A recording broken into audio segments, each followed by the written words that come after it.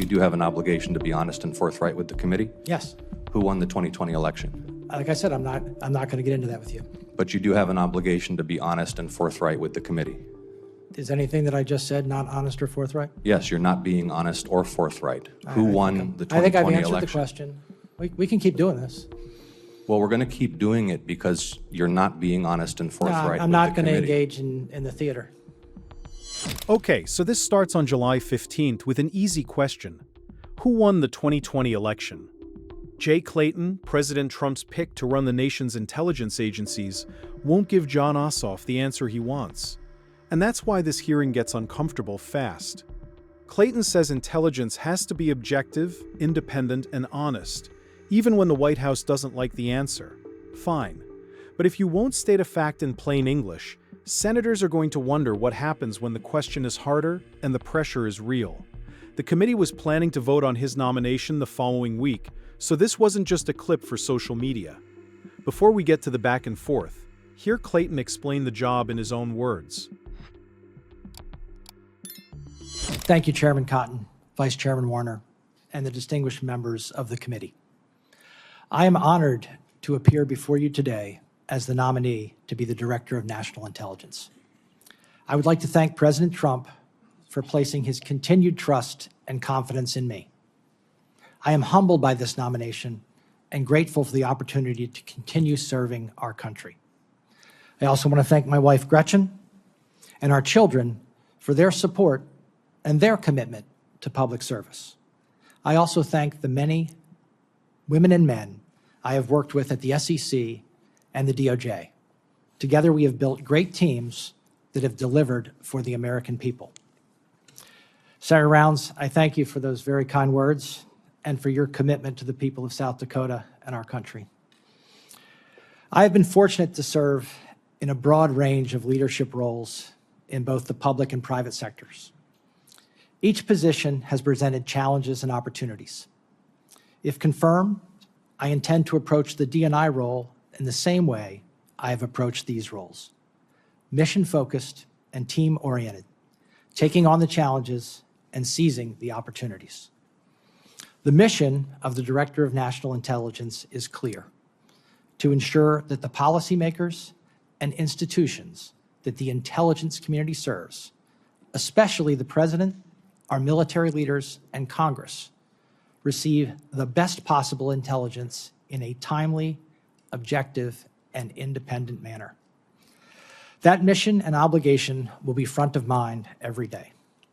If confirmed, I will work to strengthen the coordination and communication between the intelligence community and the people we serve. I will focus on enhancing the trust of the American people in the ODNI, the intelligence community, and our federal government generally. I will have an open door and walk the halls policy. This has proven invaluable. I also look forward to engaging with this committee and the House Permanent Select Committee on Intelligence frequently.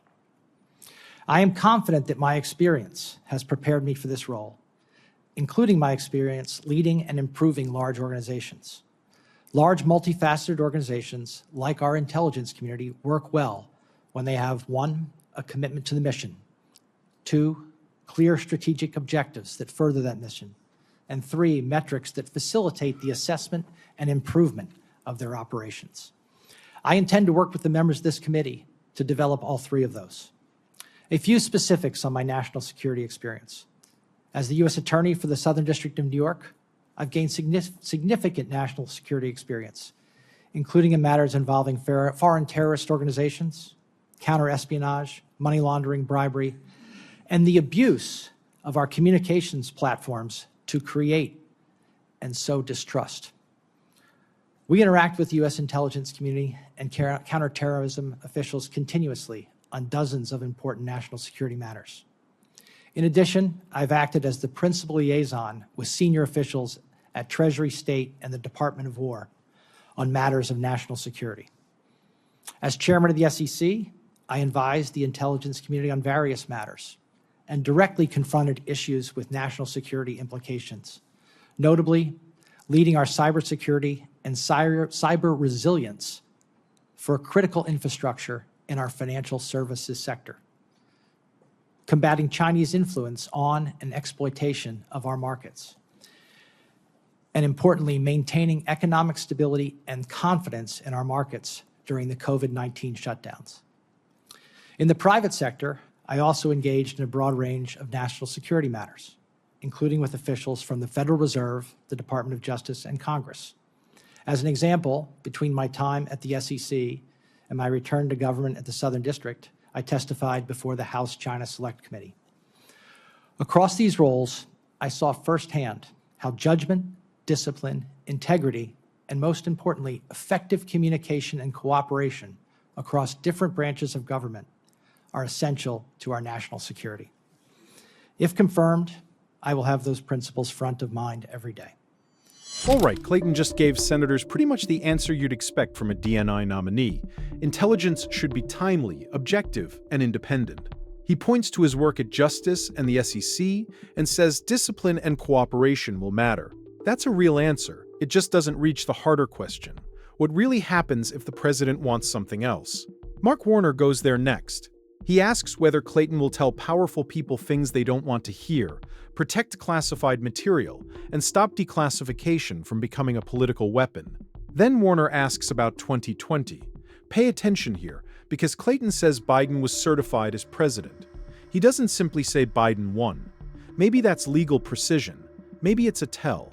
Hear the full answer and decide for yourself. As I said repeatedly, if you're confirmed, you're going to make sure that you speak truth to power. And that means even if the truth is not the preferred narrative that somebody wants to hear. So let me just ask you, it should be a simple question. Do you deny that Joe Biden won the 2020 election? Senator, I'm not an election denier. Joe Biden was certified as the president of the United States. Election denial is something we cannot have. So I will take that as you do not deny that Joe Biden won the 2020 election. Yeah, I'm not. I think, let me just be clear. We have substantial work to do, and I've made it in improving our electoral processes. It's part of national security, and I feel strongly about that. One of the things that, again, this will come around perhaps to what's happening tomorrow night as well, classified information is critical. If we violate classified information, that loses us allies. It makes us less strong. I fear that certain countries already are not sharing as much information with us because of some of the things that have happened. So let me ask you some straightforward questions. If confirmed, you commit to protecting all classified information in accordance with established rules and procedures? Yes. If confirmed, you commit to following established process and procedures when it comes to declassifying information? Yes. And that will then lead to the next, because if you're going to follow official purposes, you cannot declassify information for political purposes. Will you promise that you will not do that? Senator, I promise that my declassification exercises will be consistent with the role, and I believe that there are a number of protections in place across the intelligence community to ensure that intelligence is not used for political purposes, and I intend to adhere to those. Well, that is, you know, in many ways, at least for me, that is the nub of this hearing. In preparing for this hearing, I have analyzed the procedures that are in place for declassification and other actions that you would take as the Director of National Intelligence. And I look forward to consulting with the people inside the intelligence community and at the ODNI to ensure that we adhere to those principles. Warner doesn't keep fighting over one word. Clayton says he isn't an election denier, and Warner moves on. But you know, the Dodge is sitting there. Then Ron Wyden comes in from a different angle. Wyden says subpoenas signed by Clayton went after journalists who were reporting on a national security matter. He calls it an attack on the First Amendment. Clayton says that's not what happened. According to him, this was an active investigation. Career prosecutors were involved, and his office followed the rules while trying to limit the impact on the press. We can't settle the subpoena dispute from this hearing. We don't learn who ordered every step. or whether every policy box was checked. What we do get is Clayton under pressure, leaning hard on process. Listen to the exchange and see whether that answer feels complete. Mr. Clayton, according to the press reports, the FBI director spent 8 hours last Friday at the White House investigating journalists. My view is this is a flagrant attack on journalists in the First Amendment under the direction, apparently, of the Trump administration. When were you directed to issue subpoenas to the journalists, and by whom? Senator, I believe you're referring to the reporting around the subpoenas relating to The subpoenas you signed. the subpoenas that I signed. Those subpoenas are in connection with an ongoing national security investigation.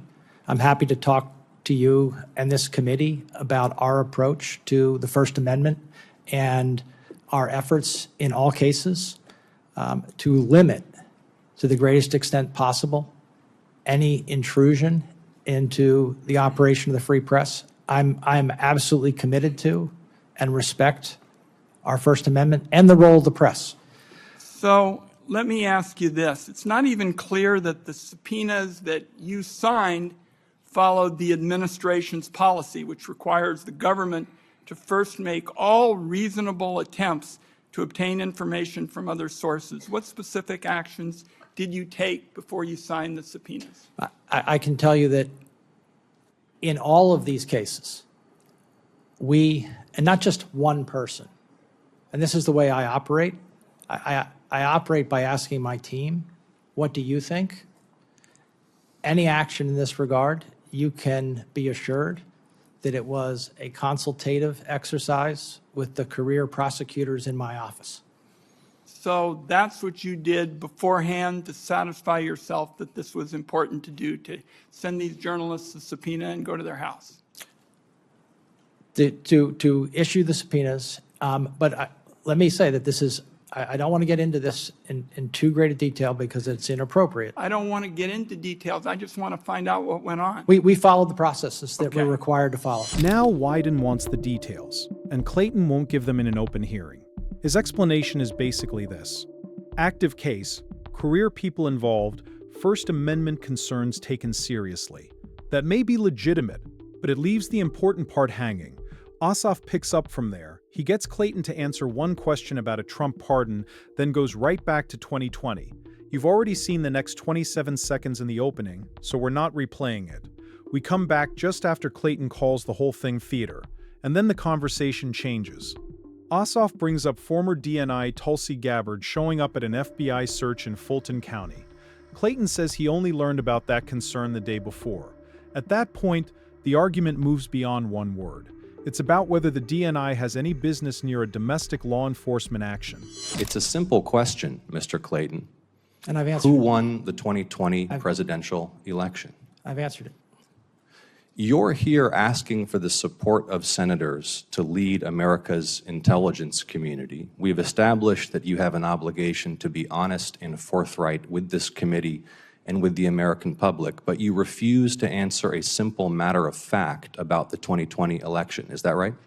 No, that's not right. Then answer the question. Who won the have 2020 election? I have answered the question. Answer it. What is your answer? I've given you my answer. What is your answer? You refuse to answer a basic question about who won a presidential election, No, but you ask to lead America's intelligence community?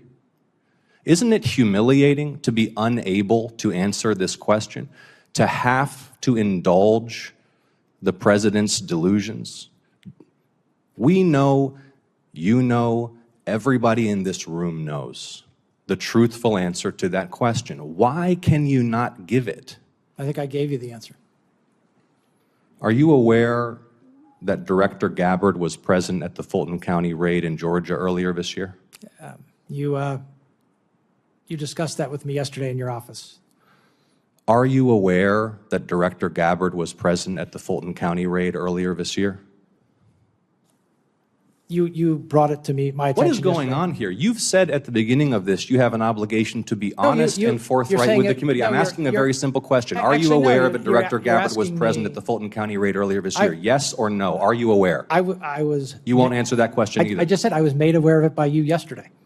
The first time you learned that Director Gabbard was present at that raid was in my office yesterday? It was the first time that, in my recollection, I've thought about it recently.